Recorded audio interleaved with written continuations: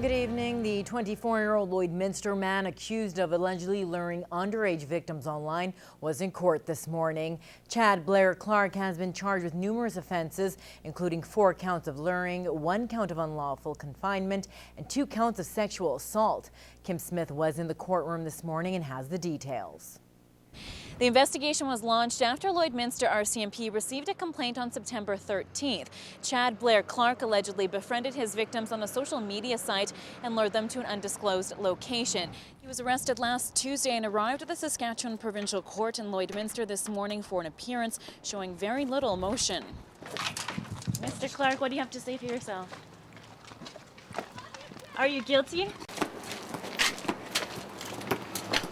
In the courtroom, Clark had some family members present. His case has been put over until Monday for bail hearing. Until then, he remains in custody. Kim Smith, Newcap News. And Lloydminster RCMP are asking anyone with information on this case to call them at 306-825-6350 or Crime Stoppers.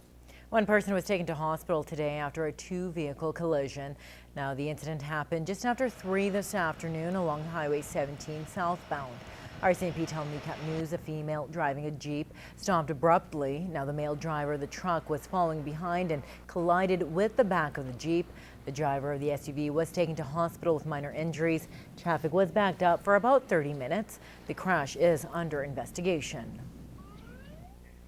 Well, members of the Onion Lake First Nation are making financial strides by owning their own MRI. While patients have been undergoing the medical imaging service for about a month now, yesterday community members were on hand for the grand opening of the facility. Kim Smith reports.